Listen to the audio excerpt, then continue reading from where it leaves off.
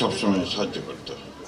আজকে খুব খুশি হয়েছি যে মাহফুজুল্লাহ অন্তত মরণোত্তর রিকগনিশনটা পেল। আমি ধন্যবাদ জানাচ্ছি এই সরকারকে যে সত্যিকার অর্থেই একজন গুণী, অসাধারণ মেধাবী,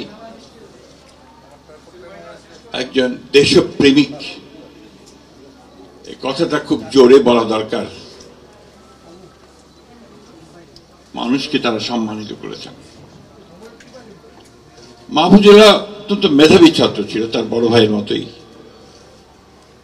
তখনকার দিনে তারা বোর্ডে স্ট্যান্ড করেছিলেন। তারপরে পড়াশোনা করতে এসে সম্ভবত কিছুটা পারিবারিক ঐতিহ্যের কারণেও বাম রাজনীতির দিকে তারা দুই ভাই ঝুঁকে পড়েন। মাহফুজুল্লাহর মূল উদ্দেশ্যটাই ছিল যে সমাজে একটা পরিবর্তন নিয়ে আসা, মানুষের কল্যাণের জন্য, মানুষকে তার যে পাওনা আসে পাওনাটাকে পাইয়ে দেওয়ার মতো একটা রাষ্ট্র ব্যবস্থা। অনেক স্মৃতি আছে মাহফুজুল্লাহ আমার সঙ্গে। আমি তার সঙ্গে একসাথে চীনে গেছি, নরওয়েতে গেছি, সুইজারল্যান্ডে গেছি, লন্ডনে গেছি রাজনীতির কারণে। এবং এই একসাথে যাওয়াটা যে কত মধুর হতে পারে, কত জ্ঞান ও গর্ব হতে পারে, সেটা আমি উপলব্ধি করেছি। এখানে ইকবাল হাসান মাহমুদ টুকু আছেন, আমির খসরু সাহেব আছেন। তারা জানেন যে রাজনীতিতে মাহফুজুল্লাহ সক্রিয় ছিল, দল করত না সে। তার যে রাজনৈতিক চিন্তা, সেই চিন্তাকে নিয়ে সে সামনে এগিয়ে যেত। এবং খুব সঙ্গতভাবেই দুটি মানুষের ব্যাপারে সে যে দুটো বই লিখেছে, একটি প্রেসিডেন্ট জিয়াউর রহমান এবং আরেকটি বেগম খালেদা জিয়া, এই দুজনেরই বাংলাদেশের পুরো ইতিহাসে যে কত বড় অবদান এবং তাদের যে কাজগুলো মানুষের জন্য যে কতটুকু উপযোগী ছিল, সে কথাগুলো তিনি বলার চেষ্টা করেছেন এবং নির্মোহভাবে বলার চেষ্টা করেছেন। প্রচুর কাজ করেছেন। শহীদ প্রেসিডেন্ট জিয়া রহমান সাহেবের বইটা লিখতে তিনি প্রায় 5-6 বছর সময় নিয়েছেন। বেগম জিয়ার উপরে বই লিখতে তিনি 4 বছর কাজ করেছেন এবং কোথাও কোনো ফাঁকি দেওয়ার কোনো প্রবণতা ছিল না। এই অন্যান্য বইগুলোর কথা বলেছে, ছাত্র ইউনিয়নের ইতিহাস, 69 গণ আন্দোলনের ইতিহাস, আর কোনোটাতেই সে শুধু যে ঐতিহাসিকভাবে লিখে গেছে তা নয়, হি ওয়াজ পার্টি অফ ইট। সে সক্রিয়ভাবে সেখানে অংশ নিয়েছে।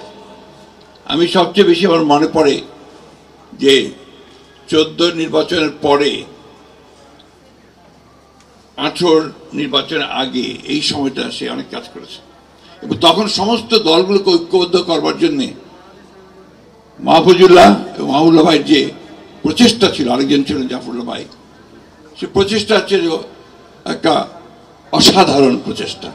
এবং তারা ছিলেন বলেই সেদিন বোধহয় সেই বাম ডান সবাই মিলে একটা জায়গায় আসা সম্ভব হয়েছিল।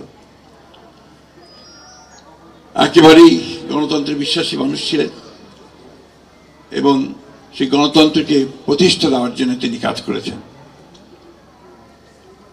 ছাত্র জীবনে আমরা সবাই জানি যে আমরা সবাই বেশিরভাগই বিপ্লবী রাজনীতির সঙ্গে জড়িত ছিলাম।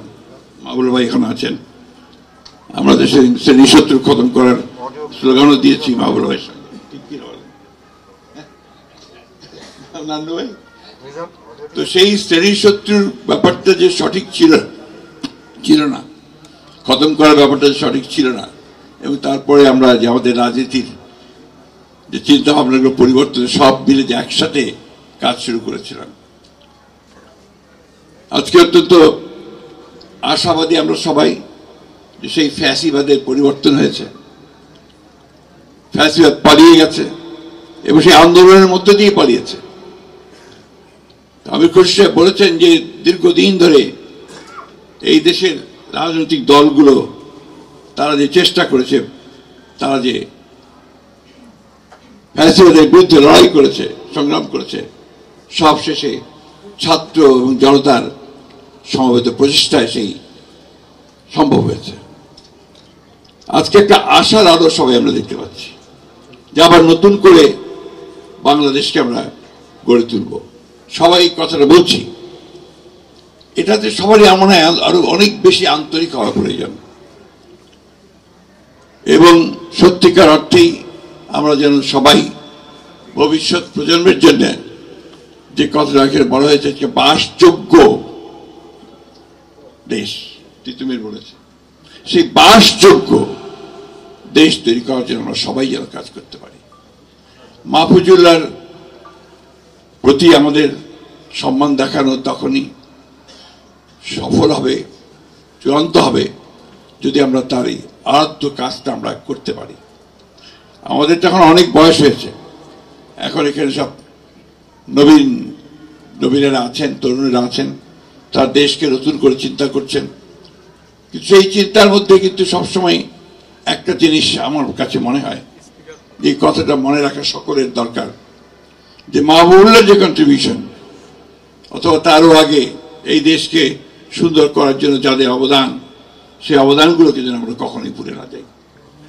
কারণ এদের কাজের উপরে কিন্তু আমরা দাঁড়িয়ে আছি এবং আজকে যে সামনের দিকে এগুচ্ছি সেদিকে এগিয়ে যাওয়া দরকার।